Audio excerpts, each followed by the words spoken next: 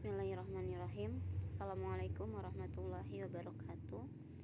Di sini saya Elisa sedikit menjelaskan tugas dasar-dasar manajemen yang dengan judul tujuan organisasi. Buku ini saya ambil hasil ini saya ambil dari buku referensi dari buku pengarang Bapak Abdurrahman MAP dengan judul tujuan organisasi. Baik, langsung saja. Di sini apa sih itu tujuan organisasi? Istilah ini sudah tidak asing lagi ya, khususnya bagi orang yang konsen dalam dunia organisasi, baik praktisi maupun akademis. Selain istilah tujuan tersebut juga terdapat dua istilah lain, yaitu visi atau misi yang sering kita kenal itu. Jika dikorelasikan dengan organisasi, maka akan sering ditemukan istilah yaitu tujuan organisasi atau misi atau visi atau yang lainnya. Di sini sedikit saya akan menjabarkan apa itu dari tujuan. Apa sih yang dibutuhkan saat kita ingin ada tujuan dalam suatu organisasi itu? Yang pertama itu mekanisme dalam manajemennya harus ada visi.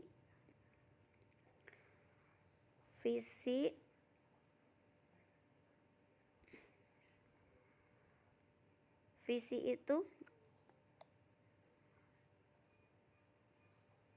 merupakan turunan dari misi. Pada pendapat Nugroho bahwa konsep mekanisme manajemen banyak diadopsi oleh organisasi.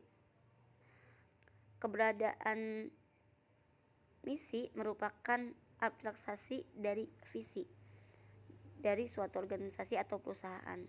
Jadi dengan kata lain bahwa visi ini merupakan turunan dari misi, bukan sebaliknya seperti yang pada umumnya terjadi. Bahkan apabila merujuk pada pendapat Peter Drucker, seorang guru manajemen, bahwa organisasi nirlaba utamanya non-pemerintah yang ada hanyalah misi, sementara turunan selanjutnya adalah strategi untuk diterjemahkan dalam suatu aksi-aksi yang nyata. Salah satu contoh mekanisme manajemen yang diadopsi oleh sektor publik digunakan dalam model kebijakan. Ada beberapa mekanisme manajemen ini. Selain visi itu ada strategi.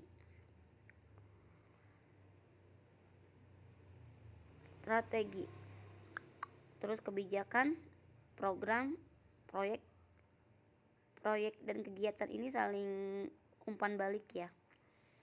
Yang kita bahas di sini visi dulu. Visi terlebih dahulu. Visi di sini pandangan dari Nugroho, pandangan dari pendapat dari Handoko dulu ya, bahwa dalam manajemen, dalam visi itu tidak disebut hanya menyebutkan dua istilah misi atau tujuan. Bahkan lebih jauh, Pak Nugroho ini mengatakan bahwa pemaknaan istilah visi dan misi pada undang-undang tersebut sudah benar, namun dimaksud visi adalah misi, yang dimaksud adalah strategi, sehingga pemaknaan yang terbalik seperti pandangan yang menyatakan misi merupakan turunan atau penjabaran teknis dari visi, menurutnya tidak cukup dijadikan acuan untuk lebih lanjut. Sedangkan Nugroho ini mengajukan batasan misi sebagai raison d'être atau alasan kenapa suatu organisasi atau perusahaan lahir atau eksis misi tidak akan pernah berubah selama organisasi atau perusahaan tersebut ada, kecuali mengalami reformasi atau perombakan secara komprehensif. Dalam bahasan tersebut, secara sederhana, misi dipandang sebagai suatu melekat pada suatu organisasi atau perusahaan, sehingga apabila organisasi atau perusahaan mengalami kehancuran atau kebangkrutan, maka dengan sendirinya misi tersebut menjadi hilang. Sebaliknya, apabila misi dari suatu organisasi atau perusahaan hilang, maka sudah tentu ada upaya dan tindakan reformasi atau perombakan tersebut.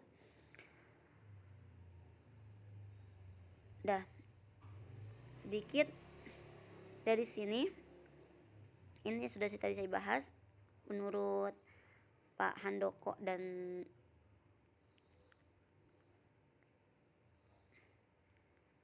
di sini selanjutnya ada strategi menyusun tujuan.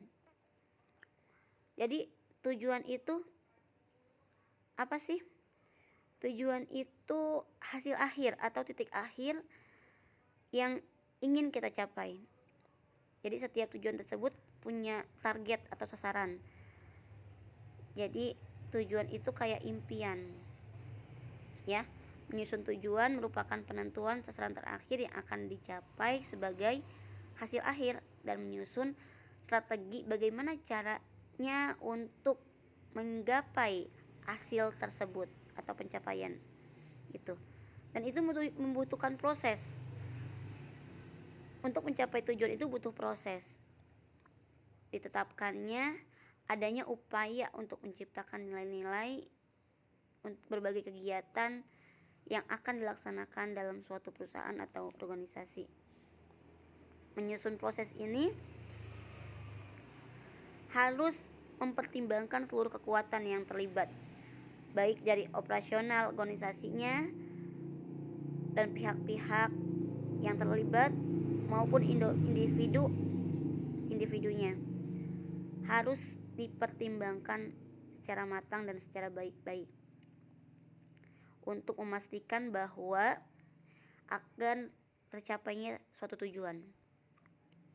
Nah, di sini tipe-tipe tujuan ya.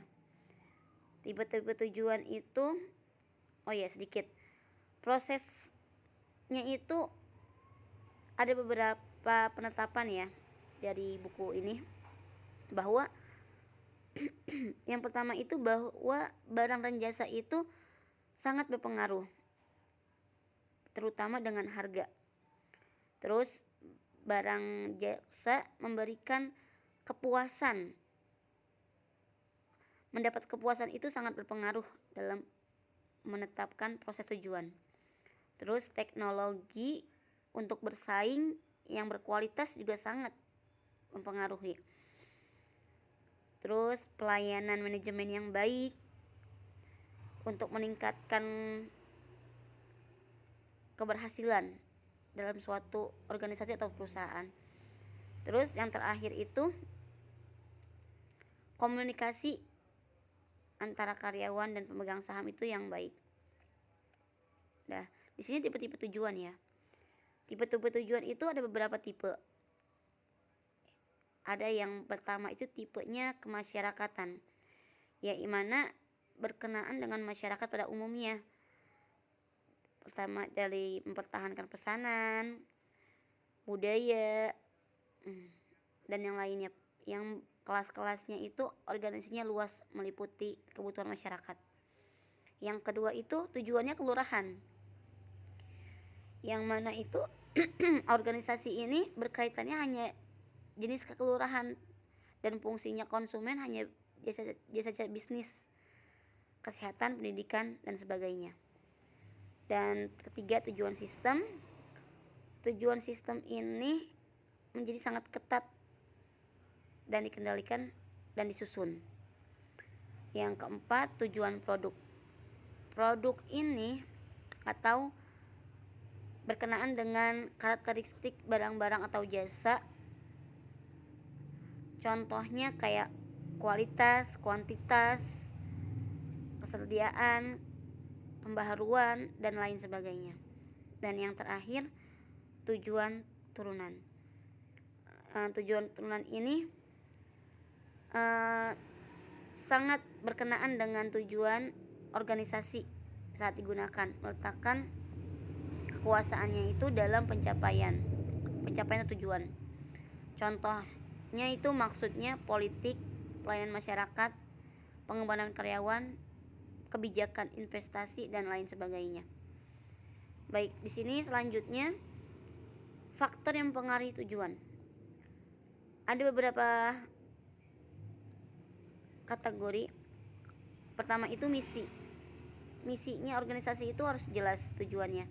Terus nilai-nilai pemimpinnya ini sangat mempengaruhi, yaitu pemimpin yang handal atau punya pemimpin atau manajer itu yang berkompeten atau sangat ahli dalam bidangnya. Terus yang ketiga itu kekuatan dan kelemahan organisasi, kesempatan peluang organisasi. Baik, selanjutnya ini fungsi tujuan. Fungsi tujuan itu apa sih? Yaitu kita dilihat dari sudut pandang waktu keadaan itu. Yang pertama itu pedoman bagi kegiatan. Jadi penggambaran hasil akhir yang akan datang. Tujuan ini berfungsi sebagai pedoman kegiatan, mengarahkan, menyalurkan usaha-usaha kegiatan para anggota organisasi itu dan perusahaan. Dan fungsi tujuan ini memberikan arah pemusatan terhadap apa yang harus dilakukan dan yang tidak boleh dilakukan. Yang kedua ini sumber legitimasi. Di samping tujuan ini, pelanggannya itu seperti politikus, karyawan, pemegang saham, kalangan atas lah ya. Yang ketiga ini sumberisasi pelaksanaan. Sumberisasi pelaksanaan ini perusahaan dinyatakan secara jelas atau tegas dan dipahami, maka akan secara langsung akan dapat memberikan penilaian terhadap pelaksanaan kegiatan. Dan yang keempat ini sumber motivasi. Sumber motivasi ini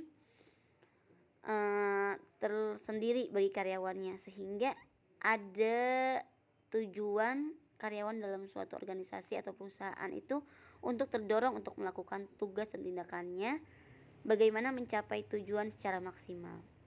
Artinya karyawan ini tidak hanya melihat insentif secara finansial, melainkan suatu yang lebih bermakna, yakni pencapaian nilai yang tergantung dalam tujuan. Yang terakhir, dasar rasional perorganisasian.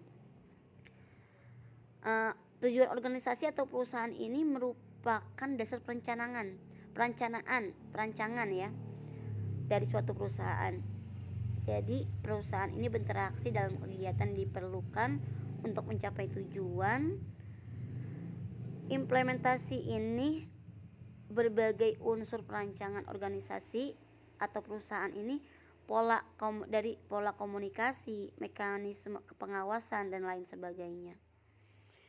Dan di sini mungkin itu saja yang bisa saya sampaikan. Jadi kesimpulan dari apa yang saya sampaikan ini, dari tujuan organisasi ini, dalam sebuah organisasi itu dibutuhkannya tujuan, dibutuhkannya impian, dibutuhkannya pencapaian dalam suatu organisasi untuk mencapai apa yang akan kita impikan, apa yang ingin kita tuju. Dan adanya tahapan demi tahapan dan dibutuhkannya manajemen atau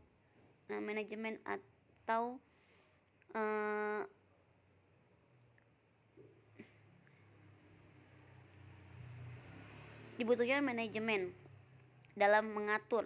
Manajemen itu yang mengatur ya, yang mengelola semua pengoperasian dalam suatu organisasi untuk mendapatkan pencapaian atau untuk mendapatkan tujuan yang maksimal. Mungkin dari saya itu saja, kurang lebihnya saya mohon maaf bila ada yang salah dari kata-kata saya dalam penyampaian saya dalam tugas ini. Saya akhiri. Wassalamualaikum warahmatullahi wabarakatuh.